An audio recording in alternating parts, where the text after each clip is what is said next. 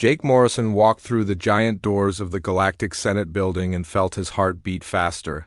The walls were made of some kind of crystal that glowed with soft blue light, and the ceiling stretched so high he could barely see the top. Alien beings from 47 different worlds sat in curved rows that formed a perfect circle around the center floor, where Jake now stood with his two companions. Colonel Lisa Barnes stood to his right, wearing her best dress uniform with medals that caught the strange light from the walls. Her face showed no fear, but Jake could see the tight line of her jaw that meant she was ready for trouble. On his left stood Dr. Kevin Wright, who kept adjusting his glasses and looking around at all the different alien species with the curiosity of a scientist mixed with the worry of a man who knew they were in serious danger. The three humans were the only representatives of Earth in this vast chamber filled with beings that looked like nothing Jake had ever imagined. Some had multiple arms and legs, while others seemed to be made of living light that shifted and moved like water. The largest alien in the room looked like a giant insect with crystal eyes that reflected everything around it. This was Senator Vexstar from the Zorian Confederacy, and Jake knew from his briefings that this creature was one of the most powerful voices in the Senate. Sound like wind chimes filled the air, and all conversation stopped. Chancellor Killanara floated above the center of the chamber, and her body was transparent like glass, with points of light moving inside her like tiny stars. When she spoke, her voice came from everywhere at once and made Jake's teeth ache. The human delegation will hear the judgment of this Senate regarding their species and their actions in galactic space, she announced. Jake felt Lisa tense beside him, but he kept his face calm as he had been trained to do. Years of diplomatic service had taught him never to show weakness or fear, even when facing impossible odds. Senator Vexstar clicked his mandibles together and stood up on 4 insect legs that looked strong enough to crush a car. The species known as humans have been in contact with galactic civilization for only 57 standard years, he said in a voice that buzzed like an angry wasp. In this short time, they have established military bases on 12 worlds, built a fleet of warships that rivals some of our oldest civilizations, and shown aggressive expansion patterns that threaten the peace we have maintained for thousands of years. Jake wanted to interrupt and defend his species, but protocol demanded that he wait until given permission to speak. He watched as holographic displays appeared in the air showing human colonies, ships, and military installations. The images made humanity look like a plague spreading across the galaxy, but Jake knew the real story was different. Furthermore, continued another senator who looked like a walking tree with bark that shifted between different colors, analysis of human history shows a species addicted to warfare, conquest, and violence. Their homeworld's records document thousands of years of constant conflict between their own kind. Such a species cannot be trusted with advanced weapons in civilized space. The accusations went on for what felt like hours. Every human achievement was twisted to look threatening, and every defensive measure was presented as proof of aggressive intent. Jake listened and felt his anger grow, but kept his diplomat's mask in place. These aliens were afraid of humanity's rapid progress, and they wanted to stop it before humans became too powerful to control. Finally, Chancellor Killanara spoke again, and her words made Jake's blood run cold. The Galactic Senate has reached a unanimous decision regarding the human threat to galactic peace and stability, she announced. The species known as humans has 90 standard galactic days to comply with the following demands. The list that followed was designed to destroy everything humanity had built among the stars.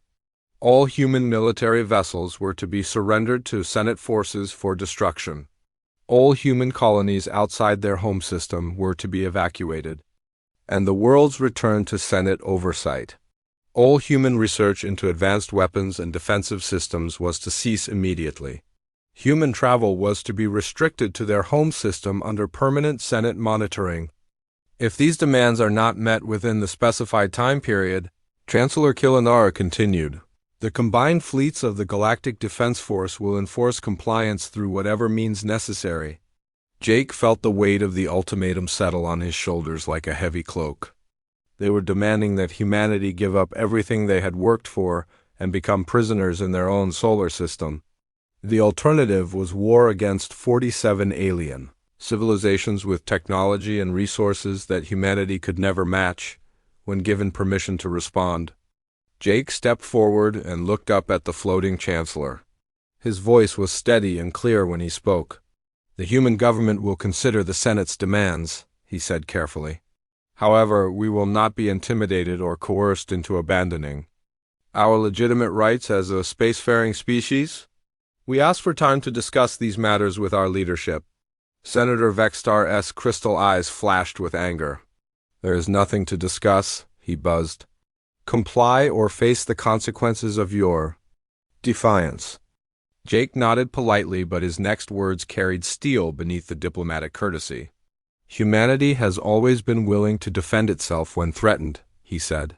"We hope the Senate will consider this fact carefully before taking any irreversible actions." The three humans left the chamber in silence, but Jake could feel the weight of alien eyes following them. As they walked back to their ship, Lisa finally spoke. 47 civilizations against one," she muttered. "They think we'll just surrender everything we've built without a fight." Dr. Wright was quiet until they reached their shuttle. Then he looked back at the Senate building and smiled grimly. "Perhaps it's time they learned something about human history that didn't make it into their databases," he said. "We didn't climb to the top of Earth's food chain by running away from bigger predators." President Amanda Clark sat at the head of the long table in the underground war room and looked at the faces of the most powerful people on Earth. The mountain above them contained enough rock and metal to stop almost any weapon, but she knew that if the aliens decided to attack, there were technologies that could turn mountains into dust. The holographic display in the center of the table showed the positions of alien fleets throughout known space, and the sight made even the bravest military officers look worried. General Robert Hayes stood up and pointed at the red dots that marked enemy positions. His gray hair and weathered face showed the strain of too many years spent preparing for wars that never came until now. "They've got us surrounded," he said in his gravelly voice. "Task forces at every major hyperspace route, monitoring stations watching our colonies, and enough firepower to glass every human world in less than a week." Secretary of Defense Paul Green shifted nervously in his chair and wiped sweat from his forehead despite the cool air in the underground facility. "Madam President, we need to consider the possibility of partial compliance," he said in a voice that shook slightly. "Maybe we can negotiate some kind of compromise that lets us keep defensive capabilities while giving up the more threatening weapon systems." Colonel Barnes, who had returned from the Senate meeting just hours before, shook her head firmly. "They're not interested in compromise," she said. "I saw their faces when they delivered the ultimatum, and there was no room for negotiation. They want us completely helpless, or they want us gone." President Clark had been a Marine before entering politics, and she understood both warfare and leadership in ways that most politicians never could. She had fought in 3 different conflicts before running for office and earned her position through competence rather than connections. Now she faced the biggest decision in human history, and she knew that whatever choice she made would define her species for generations to come. "How long would we last in a direct military confrontation?" she asked. General Hayes, the old soldier, looked grim as he answered. "The best-case scenario, with all our fleets working together and fighting on the defensive, maybe 6 months," he said. "More realistically, they could break our main battle lines in weeks and start hitting our colonies within a month. We've got good ships and brave crews, but they have 47 civilizations worth of resources and technology we're still trying to understand." Dr. Wright, who had also returned from the Senate meeting, cleared his throat and looked around the table. "There might be another option," he said quietly. "Something we discovered during our deep space archaeology missions that we haven't shared with the galactic community." All eyes turned to the scientist, and President Clark leaned forward with interest. "What kind of option?" she asked. "We've found ruins on 17 different worlds that predate any known galactic civilization by millions of years," Dr. Wright explained. "The technology is far beyond anything the current species possess, and the architectural style suggests a single civilization that once spanned half the galaxy. Most interesting of all, some of the genetic samples we've recovered from these sites show markers that are remarkably similar to human DNA. The room fell silent as the implications of his words sank in. General Hayes was the first to speak, and his voice was barely above a whisper. "Are you saying what I think you're saying?" Dr. Wright nodded slowly. "Project Prometheus has been investigating the possibility that humans are not native to Earth," he said. "The evidence suggests our ancestors came from somewhere else and that Earth was a refuge rather than our original home. If we're right about this, then humanity might have technologies and capabilities that we haven't even discovered yet." President Clark felt a chill run down her spine that had nothing to do with the underground facility's air conditioning. "How certain are you about this theory?" she asked. "The genetic evidence is overwhelming," Dr. Wright replied. "Every human being carries DNA, sequences that shouldn't exist if we evolved naturally on Earth. They're like locks waiting for the right key to open them. Contact with galactic civilization seems to have triggered some kind of awakening process that's been accelerating since first contact 57 years ago." Secretary Green looked confused and worried. "Even if that's true, how does it help us against 47 alien fleets?" he asked. Dr. Wright smiled grimly. "Because some of those ancient ruins we've been studying have started responding to human presence," he said. "Machines that have been dead for millions of years suddenly come online when our people approach them. Weapon systems that we thought were purely archaeological finds have begun displaying active power signatures. It's as if they recognize us as their rightful operators."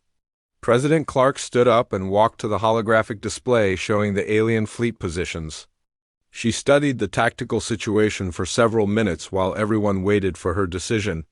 Finally, she turned around and faced the assembled leaders of humanity. "Gentlemen and ladies, we face a choice that will determine whether humanity remains free or becomes a slave race," she said in a voice that carried the authority of her office and the steel of her military background. "We can submit to alien demands and spend the rest of our existence as prisoners in our own solar system, or we can fight for our right to exist as equals among the stars." She paused and looked each person at the table in the eyes before continuing. "I've made my decision," she announced. "We will not disarm and we will not surrender our colonies. If the Galactic Senate wants to test humanity's resolve, they're about to learn why our species survived when 99% of all Earth's life forms went extinct." General Hayes straightened in his chair, and his weathered face showed the first smile anyone had seen from him in days. "What are your orders, Madam President?" "Contact all human colonies and military commanders," President Clark said firmly. "Tell them to prepare for war, but also to begin investigating any ancient ruins or artifacts in their sectors. Dr. Wright, I want Project Prometheus accelerated to maximum priority with unlimited resources. If our ancestors left us tools to defend ourselves, we're going to find them and learn to use them." She walked back to her chair but remained standing as she delivered her final orders. "And send a message to Ambassador Morrison at the Senate," she said. "Tell him that humanity's answer to their ultimatum is simple. We choose freedom over safety, independence over servitude, and we will remind the galaxy what it means to threaten Earth and her children." Dr. Susan Parker stared at the holographic display floating above her laboratory table and felt her hands shake as the implications became clear. She had been working for 18 hours straight in the genetics lab buried deep beneath Cheyenne Mountain, and what she was seeing changed everything humanity thought they knew about themselves. The coffee cup beside her had gone cold hours ago, but she barely noticed as she compared human DNA patterns with samples recovered from ancient alien ruins. Her assistant Dr. Carl Johnson rubbed his tired eyes and leaned closer to the display. "Run the comparison again," he said in a voice hoarse from exhaustion. "This can't be right." Susan's fingers moved across the holographic controls, and the analysis repeated itself with the same impossible results. Human genetic markers appeared throughout the galaxy in the DNA of dozens of different alien species, not as contamination or recent mixing, but as foundational elements that had been there for millions of years. The conclusion was inescapable and terrifying. We're not the newcomers, Susan whispered as she stared at the evidence. We're the descendants of whoever came before. The laboratory's main computer began displaying additional data as Project Prometheus accessed databases from archaeological sites across human space. Ancient ruins on 17 different worlds all showed the same architectural patterns, the same technological signatures, and the same genetic traces that matched human DNA. Whoever had built those cities and machines had been human or so close to human that the difference didn't matter. Carl pointed at one section of the genetic map where the patterns were especially clear. Look at this, he said with growing excitement. The alien species that are most afraid of us, the ones pushing hardest for disarmament. They all carry the highest concentrations of human genetic markers. It's like they were created from our DNA. Susan nodded as she pulled up historical records from the Galactic Senate's own databases. The Zorian Confederacy shows 47% human genetic markers, she said. The Ethereal Collective has 32%. Even the tree-like Sylvani have 21% human DNA in their root systems. The pieces of the puzzle were falling into place with frightening speed. Humanity's ancestors had not conquered the galaxy through military force, but through genetic engineering and biological manipulation. They had taken primitive species and uplifted them, creating intelligent life throughout known space. When the ancient human empire had fallen, their created children had inherited the galaxy while the original humans fled to a remote world to start over. That's why we adapt so quickly to alien technology, Carl said with sudden understanding. It's not alien to us at all. It's based on principles our ancestors developed millions of years ago. Susan brought up another display showing the locations of human colonies and the ancient ruins they had discovered. Every human settlement had been unconsciously established near sites of their ancestors' former civilization. The pattern was too perfect to be coincidence. We've been following genetic memory, she realized. Some part of us remembers where we used to live. The laboratory's communication system activated and President Clark's voice filled the room. Dr. Parker, what's your status on Project Prometheus? Susan took a deep breath before answering. Madam President, we've made a breakthrough. That changes everything, she said. We need to brief you immediately on what we've discovered. 20 minutes later, Susan and Carl stood in the war room presenting their findings to the assembled leadership of Earth. The holographic displays showed genetic maps, archaeological evidence, and historical reconstructions that painted a picture of galactic civilization that no one had imagined. You're telling us that every alien species in the Senate is descended from humans? General Hayes asked with disbelief in his voice. Not descended exactly, Susan explained. Created would be more accurate. Our ancestors took primitive life forms and modified them, adding human DNA to accelerate their evolution and enhance their intelligence. The entire galactic community is essentially our children. President Clark studied the evidence with the careful attention of someone who understood that lives depended on getting the facts right. If this is true, why don't they recognize us? She asked. Because we changed too, Carl answered. When the ancient human empire fell, the survivors who fled to Earth deliberately modified their own memories and genetics to forget their past. They wanted to start fresh and leave the mistakes of their civilization behind them. Dr. Wright, who had been silent during the presentation, finally spoke up. This explains why human technology develops so fast, he said. We're not inventing new things, we're remembering old ones. Our brains are designed to understand these concepts because our ancestors created them. The room fell quiet as everyone absorbed the implications. Humanity was not a young aggressive species, threatening galactic peace, but the forgotten parent of every civilization in known space. The species demanding their disarmament were their own genetic children trying to destroy their creators out of fear and ignorance. What about the ancient weapons and machines that have been responding to human presence? General Hayes asked. Susan smiled grimly as she brought up new data. They're not responding to us, she said. They're recognizing us. Every piece of ancient technology we've found has genetic locks that only activate for human DNA, our ancestors. built safeguards into their creations to prevent misuse. President Clark stood up and walked to the genetic display showing the connections between humans and alien species. "How many people know about this discovery?" she asked. "Just the research team," Susan replied. "Maybe 20 people total with access to the classified data." "Keep it that way for now," the president ordered. "But begin preparing a complete briefing for our colonial governors and military commanders. If we're going to war with our own children, they need to understand what they're really fighting." She turned to face the assembled leaders, and her expression was grim but determined. "The aliens think they're containing a dangerous young species," she said. "They don't realize they're trying to kill their own parents. When this information becomes public, it's going to change the entire nature of this conflict." General Hayes leaned back in his chair and shook his head in amazement. "So, the galaxy's been ruled by our children for millions of years while we were playing in the dirt on Earth," he said. "No wonder they're scared of us." "They should be," President Clark replied. "Because now we're starting to remember who we really are, and parents don't let their children threaten the family."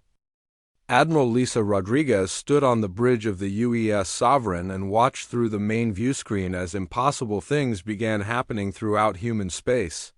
With only 15 days remaining until the Senate's deadline, ancient machines that had been sleeping for millions of years were awakening across 12 human colonies. The activation sequences were spreading like ripples through space as genetic locks recognized the DNA of their creator's descendants. Her communications officer, Lieutenant Don Murphy, looked up from his console with wide eyes. "Admiral, we're receiving activation signals from Installation Gamma 7 in the Kepler system," he reported. "That archaeological site just came online and it's broadcasting on channels we didn't even know existed." Lisa nodded grimly as similar reports came in from across human space. Ancient defense platforms were emerging from asteroid fields where they had hidden for eons. Massive ships that dwarfed anything in the current human fleet were powering up in gas giant atmospheres where they had waited in hibernation. Weapon systems of unimaginable power were performing self-diagnostics and finding themselves ready for war. "Ma'am, you need to see this," called out her tactical officer, Commander Janet Foster, from her station. The main view screen changed to show a real-time map of known space with new contacts appearing faster than the computer could catalog them. Red dots that represented ancient human installations were lighting up throughout the galaxy, not just in human territory but in the space claimed by alien civilizations. Lisa felt a chill run down her spine as she realized the true scope of what was happening. The ancient human empire had not been limited to one small corner of the galaxy, but had spanned most of known space. Their descendants were not just activating a few hidden weapons, but an entire military infrastructure that had been waiting for their return on the alien homeworlds. Panic was spreading as fast as the ancient installations were awakening. Chancellor Kilinara's translucent form flickered with terror as she addressed an emergency session of the Galactic Senate from her species' capital world.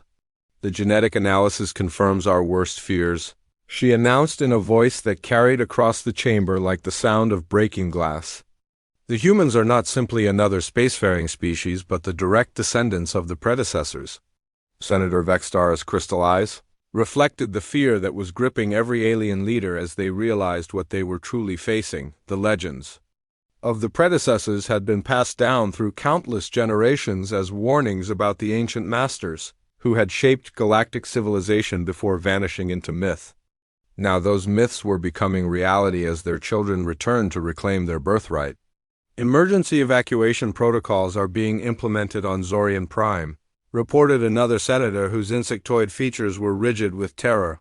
"The predecessor installations in our system have begun scanning for potential threats, and our military advisors believe they may target our planetary defenses." Similar reports were coming in from across the galaxy as species that had lived in fear of the predecessors' return for millions of years watched their worst nightmares come true. Ancient automated systems were awakening and taking inventory of the civilizations that had grown up in their absence. Some installations were merely observing, but others were clearly preparing for defensive or offensive action back on Earth. President Clark stood in the restored command center that had been discovered beneath the Antarctic ice sheet just days before. The facility had been hidden under 2 miles of ice and rock but had activated automatically when human genetic signatures approached. Now, its vast holographic displays showed the status of predecessor installations throughout the galaxy in real time. The activation cascade is spreading faster than we predicted, Dr. Wright reported as he studied the incoming data. Every installation that comes online is sending wake-up signals to others in its network. At this rate, the entire predecessor defense grid will be operational within 72 hours. General Hayes studied the tactical displays with the eye of a professional soldier, and what he saw made him shake his head in amazement. "This isn't just a few hidden weapons," he said. "This is the complete military infrastructure of a galactic empire. Ships, stations, orbital platforms, planetary defenses, everything needed to control half the galaxy." President Clark nodded as she watched the displays update with new installations coming online every few minutes. The scope of their ancestors' civilization was far beyond anything they had imagined. But what impressed her most was not the raw power being revealed, but the restraint built into the systems. "Notice that none of the installations are taking offensive action," she pointed out. "They're scanning and analyzing, but not attacking. Our ancestors built defensive systems, not weapons of conquest." Dr. Parker, who had been monitoring the genetic aspects of the activation process, looked up from her portable laboratory station. "The installations are not just recognizing human DNA," she reported. "They're also identifying the alien species and checking them against some kind of protected registry. It's like they know these species are not enemies but children to be protected." The implications were staggering. The ancient humans had not simply created alien species and then abandoned them, but had built safeguards to protect their genetic children even millions of years after their own civilization had fallen. The awakening installations were not preparing to destroy alien civilizations, but to defend them against any real threats. "This changes everything," President Clark said quietly. "We're not just recovering ancient weapons to fight a war. We're discovering that our ancestors never stopped watching over their children." On the bridge of the Sovereign, Admiral Rodriguez received a priority communication from Earth that made her crew stop what they were doing and listen in stunned silence. President Clark's voice carried across the vastness of space with a message that would transform the conflict from a war into a family reunion. "This is President Clark speaking to all human military commanders and colonial governors," the transmission began. "New evidence has confirmed that we are the descendants of the species known in galactic legend as the predecessors. The alien civilizations that have demanded our disarmament are not our enemies, but our genetic children created by our ancestors millions of years ago." The bridge crew exchanged looks of amazement as the full briefing continued. Their species was not facing extinction at the hands of superior alien forces, but was being reunited with family members who had forgotten their origins. The ancient installations awakening throughout the galaxy were not weapons of war, but the protective embrace of parents welcoming their children home. "Our response to the Senate's ultimatum will not be military conquest, but an offer of reconciliation," President Clark's message concluded. "We remember now who we were and who they are, and we choose to heal the wounds of separation rather than create new ones through warfare." Admiral Rodriguez looked around her bridge at the faces of her crew and saw the same mixture of wonder and determination that she felt herself. They had prepared for a war that would determine humanity's survival, but instead found themselves part of a reunion that would reshape galactic civilization. The Galactic Senate chamber had been transformed overnight from a place of political debate into something that resembled a temple from humanity's distant past. Ancient holographic displays had activated throughout the building, showing the true history of galactic civilization in ways that made even the most skeptical senators unable to deny the evidence. Ambassador Jake Morrison stood where his ancestors had once addressed their genetic children, but the words he carried were not commands from ancient masters but an invitation to healing. The chamber itself had revealed its original purpose as the activation of predecessor systems continued across the galaxy. The crystal walls now displayed flowing patterns of light that told the story of dozens of species being lifted from primitive beginnings to spacefaring civilizations through careful genetic modification and patient guidance. What the current galactic community had remembered as conquest and domination was revealed to be nurturing and protection. Chancellor Killanara floated above the center of the chamber, but her usual commanding presence was replaced by something that looked almost like wonder. Her translucent form seemed brighter than before, and the points of light moving within her body pulsed in patterns that suggested recognition rather than fear. When she spoke, her voice no longer carried the authority of political power, but the uncertainty of someone discovering they had been wrong about everything. The genetic analysis is complete and verified by 17 independent research facilities across the galaxy, she announced to the assembled representatives. Humanity is indeed descended from the species we have known in legend as the predecessors, and we are their genetic children created through technologies we no longer understand. Senator Vextar stood on his 4 insect legs, but his crystal eyes no longer flashed with anger or suspicion. Instead, they reflected something that might have been relief mixed with an emotion that resembled the joy of a child finding lost parents. The implications of this discovery require us to reconsider everything we believed about human expansion and the threat they represent to galactic stability, he said in his buzzing voice. Jake stepped forward and looked around the chamber at faces that represented 47 different species, but now he saw them differently. These were not aliens threatening his people, but family members, who had been separated from their origins for so long they had forgotten where they came from. The knowledge changed everything about how he approached this moment.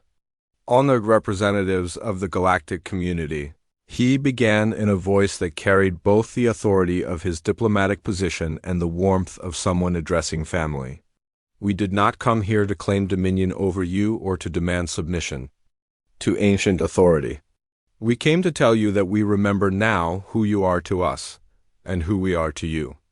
The holographic displays around the chamber began showing scenes from the distant past, when humanity's ancestors had walked among primitive versions of the current galactic species, not as conquerors or masters, but as teachers and protectors who guided their genetic children toward intelligence and civilization. The images showed patient instruction, careful protection, and eventually the voluntary withdrawal of the predecessors when their children were ready to stand on their own. Dr. Wright, who had accompanied the human delegation for this final meeting, activated a portable holographic projector that displayed the genetic connections between humans and every species in the chamber. The web of relationships was complex and beautiful, showing how the ancient humans had taken the best qualities of dozens of primitive life forms and woven them together to create the rich diversity of galactic civilization. Your species were not conquered or enslaved, Dr. Wright explained as the genetic maps rotated slowly in the air above them. You were loved and nurtured by our ancestors who wanted to fill the galaxy with intelligence and creativity, rather than leave it empty and lifeless. A representative from the Sylvani Collective, one of the tree-like species that had been among the most vocal opponents of human expansion, stood up and spoke in a voice like wind through leaves. If this is true, then why did the predecessors abandon us? Why did they disappear and leave us to develop alone? Jake had wondered about this question himself, and the answer had come from the deepest archives of the restored predecessor installations. Because they believed that true growth could only come through independence, he replied. Our ancestors chose to step back and let you develop your own cultures, technologies, and governments rather than keep you dependent on their guidance forever. The chamber fell silent as the implications sank in. The great mystery of galactic history, the disappearance of the predecessors, had not been abandonment but love expressed through the painful decision to let their children grow up and find their own way. The fear and suspicion that had driven the disarmament ultimatum were based on the trauma of feeling abandoned, Rather than any real threat from humanity, Chancellor Killanara's form brightened as understanding replaced fear. Then human expansion. Through the galaxy is not conquest, but, she paused as if searching for the right word, homecoming. Yes, Jake replied simply. We are not trying to take your worlds or dominate your civilizations. We are following genetic memories that draw us back to places our ancestors once lived and seeking reunion with family we had forgotten we had. Senator Vexstar clicked his mandibles together in what Jake now recognized as a sign of deep thought rather than aggression. The Senate moved to disarm Earth because we feared you would become too powerful to stop if you proved hostile, he admitted. We never considered that you might not be hostile at all. Humanity chooses cooperation over conquest, Jake said firmly. We want to join the civilization you have built in our absence as equals and partners, not as rulers returning to reclaim an empire. The transformation in the chamber was remarkable as fear gave way to curiosity and suspicion was replaced by something that looked like hope. Representatives who had demanded humanity's destruction just days before were now asking questions about shared history and genetic heritage. The prospect of war was fading as the reality of family reunion took its place. President Clark's voice filled the chamber through the restored communication systems as she addressed the Senate from Earth. The ancient installations throughout the galaxy have stood down from defensive alert, she announced. They will remain active as protectors of all galactic species, but they will not be used as weapons of conquest or tools of domination. The Galactic Senate withdraws its demand for human disarmament, Chancellor Killanara announced formally. In its place, we propose the creation of a new agreement that recognizes both humanity's unique position as descendants of the predecessors and the rights of all species to independence and self-determination. Jake smiled as he looked around the chamber at faces that had become family rather than enemies. Humanity accepts this proposal, he said. Together we can build something greater than our ancestors ever imagined, a true galactic civilization where every species has a voice and every world has protectors. The Senate had moved to disarm Earth, but humanity's answer had indeed been unforgettable. Instead of responding with force or threats, they had chosen to reveal the truth about their shared heritage and offer love where their children had expected conquest. The galaxy would never be the same, but it would be stronger for having its family finally reunited.